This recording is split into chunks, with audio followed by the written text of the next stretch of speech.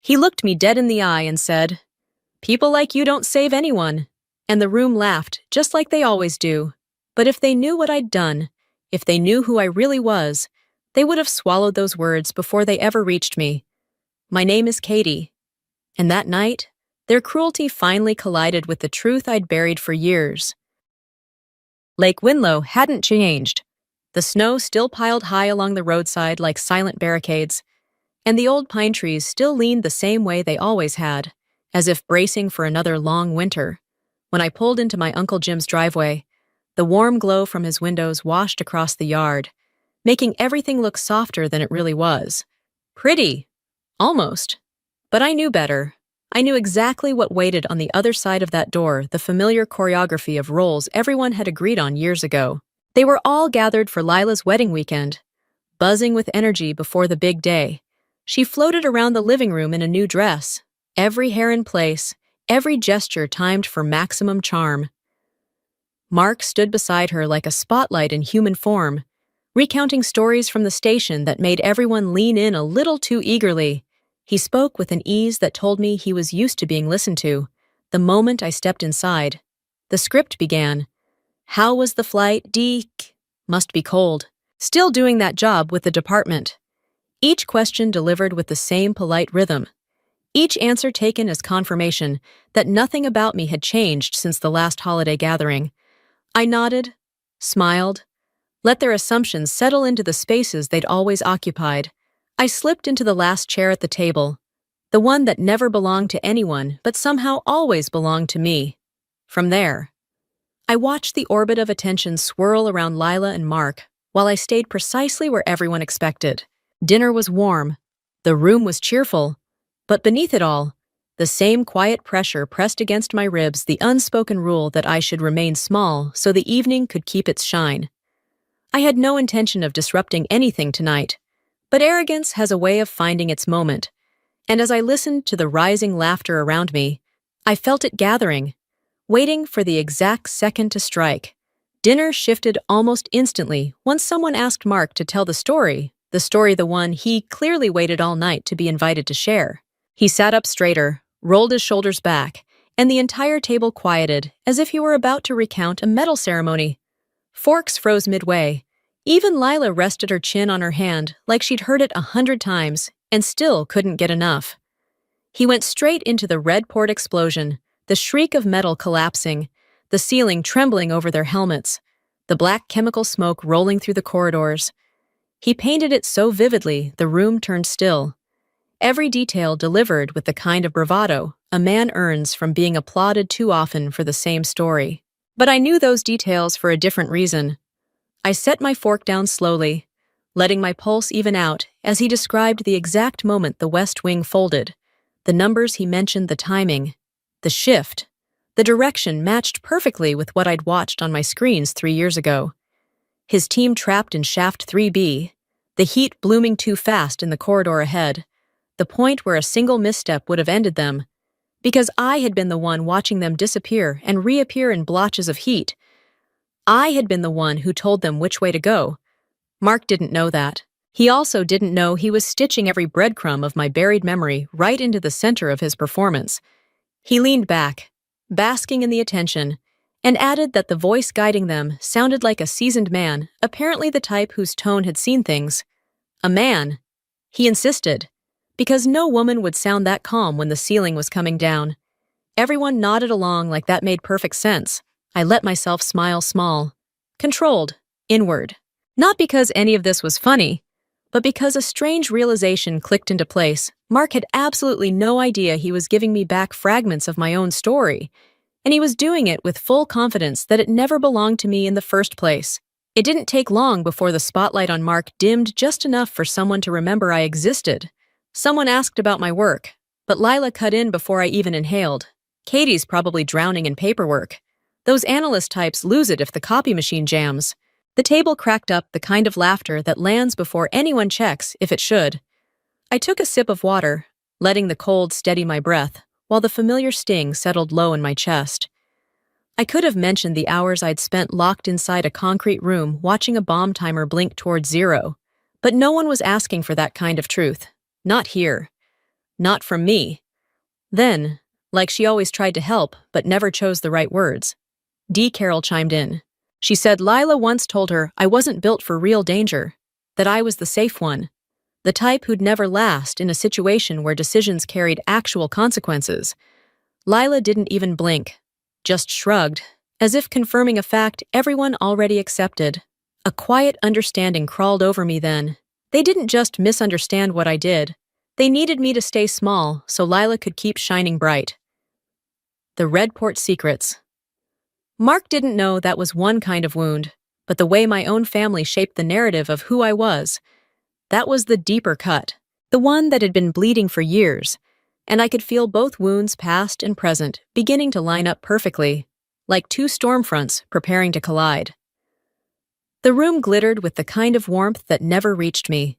Silverware clinked, glasses chimed, and Mark slipped right back into his favorite battlefield, the center of attention. He leaned forward, elbows planted like a man about to deliver a heroic monologue, and dove straight into Redport again. But this version was even more warped than before. He said he found the opening to Shaft 3B. He said he made the call to change direction. He said listening to intel would have gotten them all cooked alive. Everyone laughed as if he were delivering a stand-up routine rather than rewriting a night people almost died.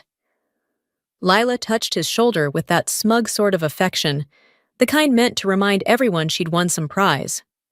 I didn't move, because I remembered the truth. Shaft 3B wasn't his discovery. It was the exact moment I'd watched a heat bloom spike on the Northwest scan, the moment I'd rerouted them, the moment where a wrong call would have meant watching lives vanish off my screen one by one. Then he added the line that nearly locked my breath in my chest. Analysts panicked under pressure. He said, the voice on the radio was shaky, terrified. My voice. The table erupted again, everyone basking in a version of the story that had never belonged to them. And as Mark kept piling on details he didn't earn, unintentionally echoing decisions I had made, I felt the atmosphere begin to shift.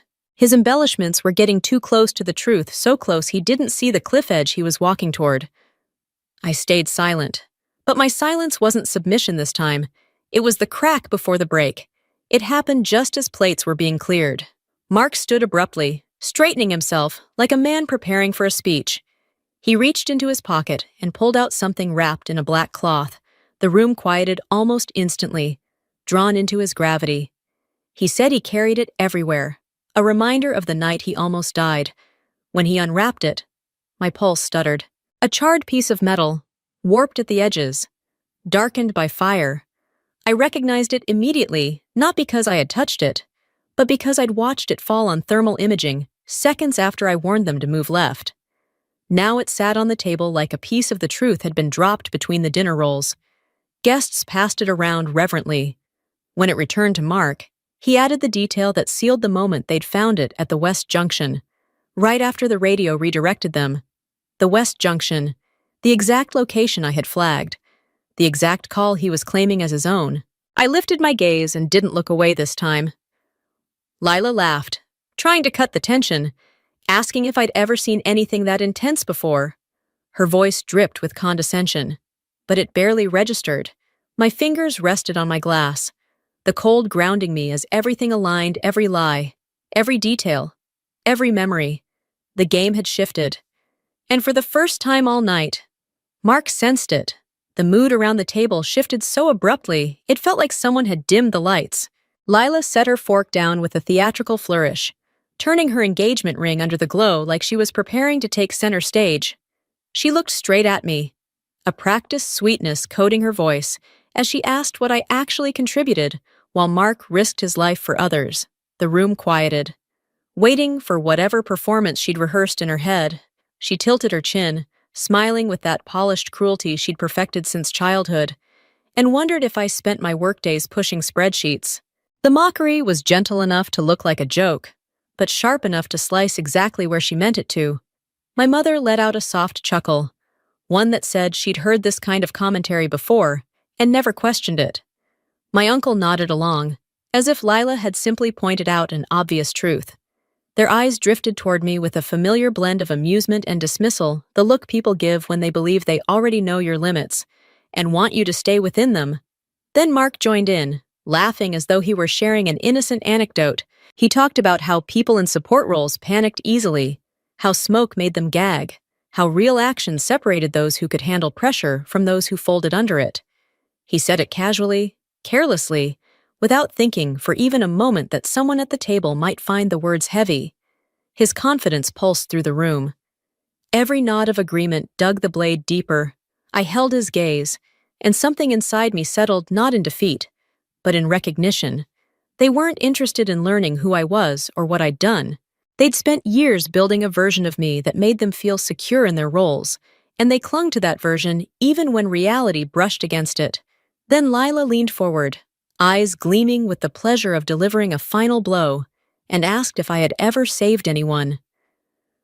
The question wasn't naive, it was an indictment, a reminder of the hierarchy she believed in, the one where she stood bright and important while I was expected to remain dull and quiet, my palm pressed lightly against the wooden table, the cool surface grounding me. The line she crossed wasn't just rude, it was the kind of line you don't step back from once it's been breached. My silence wasn't endurance anymore, it was the decision before the storm. Mark placed his glass down with deliberation, as if preparing to unveil some profound truth. He said he remembered the voice from Redport, the one that guided them through fire and collapse, and described it with absolute certainty. It was a man's voice, he said. Steady, commanding, the kind you could only develop after years in high-risk operations. Never a woman's. Because a woman, according to him, would have lost her composure the moment things turned deadly. His arrogance hit the table like a slammed door. I inhaled slowly, the controlled breath I'd trained myself to take before making difficult calls, and set my own glass down with a soft but decisive tap. The room stilled instantly. I met his eyes and let the cadence I had buried deep rise to the surface. Unit 6, hold position. Heat increase ahead. Debris imminent. Turn left now. The words dropped into the room like live wires. Mark recoiled so violently his chair skidded backward, crashing to the floor. A startled gasp escaped someone at the opposite end of the table, but the sound barely registered. I kept going, because the sequence demanded completion. Shaft 3B clear. Right side unstable. Ceiling collapse in 3 seconds. Keep moving! Mark's hand shook as he grabbed the edge of the table. His face leached of color. He muttered a broken denial. But I wasn't done. Team 2, maintain speed. West exit accessible. Thermal overload approaching. 90 seconds. Silence crashed over the room with the force of a closing vault. Every breath around me froze. I let my voice return to its normal tone and asked if he remembered now. His eyes widened with a dawning horror that carved straight through his pride. He whispered that only the voice on the radio knew those details, the precise temperatures, the collapse timing, the heat patterns. Recognition hit him like a blow. The woman he'd mocked all night had once held his life in her hands. Lila covered her mouth as mascara streaked down her cheeks. My family stared at me, as if seeing me clearly for the first time, but clarity often arrives too late.